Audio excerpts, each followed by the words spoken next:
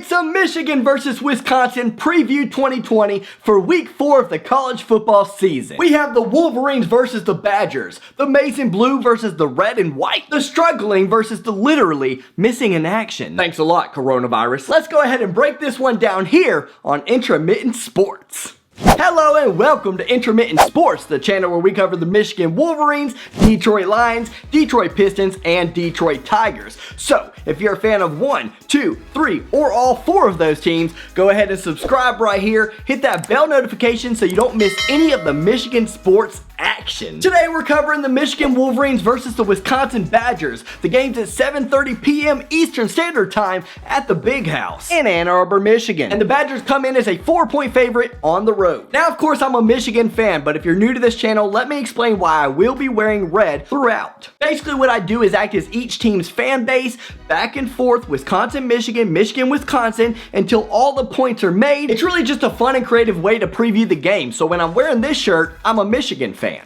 And when I'm in this outfit, I'm a Wisconsin Badgers fan, but only for the sake of this video. Let's get after it.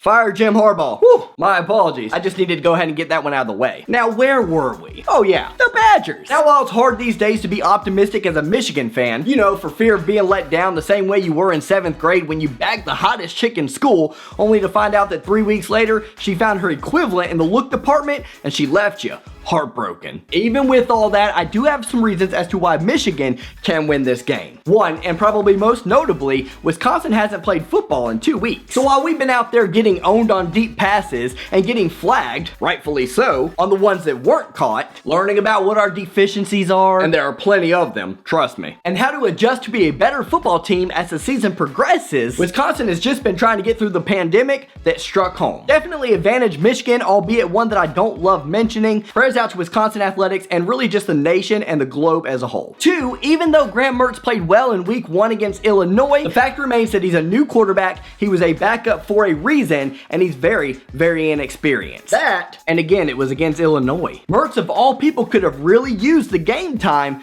and he just hasn't gotten it. 3, Wisconsin is only a 4-point favorite in this game. Say what you want about Vegas spreads and how they end up being what they are, the fact of the matter is, the Michigan Wolverines don't deserve that. Nothing from what we've seen shows that we will only lose by 4 points or less. Which tells me one thing. They know. Vegas always knows. Thus, I'm 96% sure we're going to cover the spread, and I'm 82% sure we're going to win outright. I'm supposed to read this now.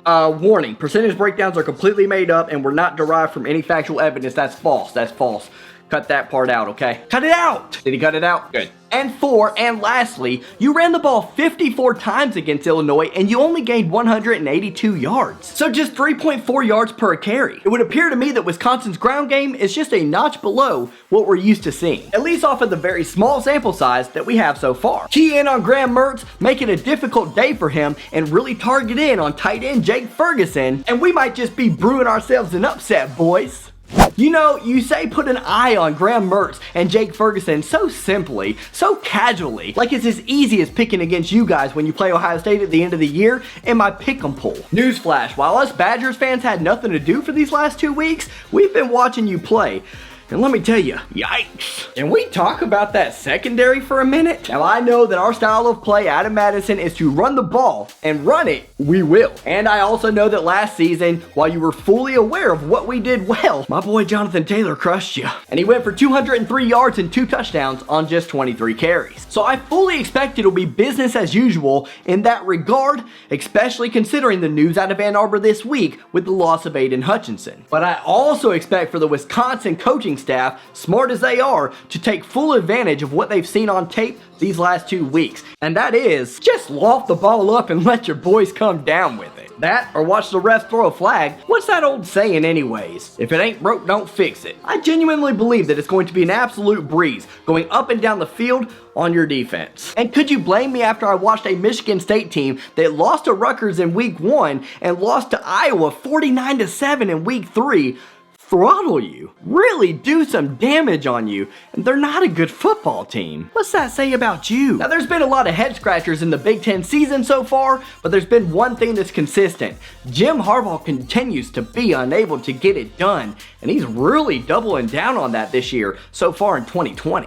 I mean, I wish I could argue with that last point you made. I really do. But the fact of the matter is, most of us Michigan fans agree with that. Jim Harbaugh has not produced nearly as well is what the university is paying him. With that said, either one of two things is going to happen. One, Jim Harbaugh's going to continue to stink it up, the team's going to continue to stink it up, Don Brown's going to continue to run one-on-one coverage, and we're just going to get mollywopped. Bye-bye Jim Harbaugh, Ward Manuel finally comes to his senses. Or two, a renaissance happens, and it's led by none other than Jim himself. I personally am not so confident on the latter, but he seems to believe in himself, so I don't know, maybe it's possible. We'll see. As far as this game goes, I just mentioned Don Brown's not going to run one-on-one coverage again, is he? I can't imagine we're going to continue to leave green and gray on islands that they clearly can't survive on. I can't imagine we're going to continue to stay conservative on the offensive side of the ball and not utilize Joe's cannon of an arm and the speed of our wide receivers. I can't imagine that we're going to get beat up so badly on both sides of the football. At some point, this team is going to realize that they're donning the winged helmets and the maize and blue colors, and they're going to start playing like it. In a night game, under the lights, with the fan base doubting you, this seems like the proper time to prove everybody wrong and shut them up. It's time for Jim Harbaugh to start a winning culture, and that starts this Saturday. Go blue, baby. Michigan, 34-27.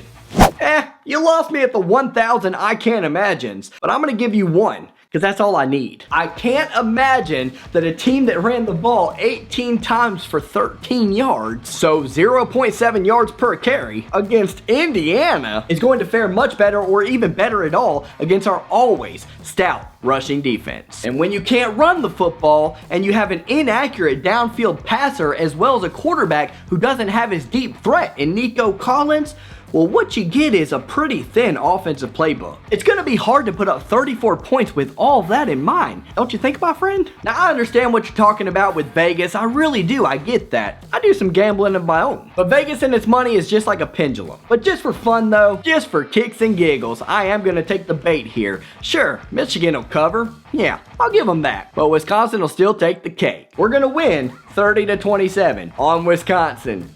And there you have it. Great job, fellas. Really exciting stuff, fun to watch, and some excellent points made to boot. So what about you guys? What do you all think? Make sure you leave a comment below. Let me know a score prediction and how you derived at that score. Don't forget to subscribe to the channel. Check us out at 7:30 p.m. Eastern Standard Time on Saturday for live coverage, play-by-play reaction of this game. We're going to be up and commentating for you, pulling up your comments, chatting with you all throughout the game. So we'll see you there, okay? And finally, check out the video that's on your screen now. It was during happier times when I reacted to the Michigan-Minnesota game back when we were winners. I'm gonna creep down awkwardly now. I'm gonna leave the video there. Check it out, it's a pretty good one. Let's go blue. Now I'm still here. Hey, hit that sub button too, that's up there as well. Don't forget to hit that. Okay, bye.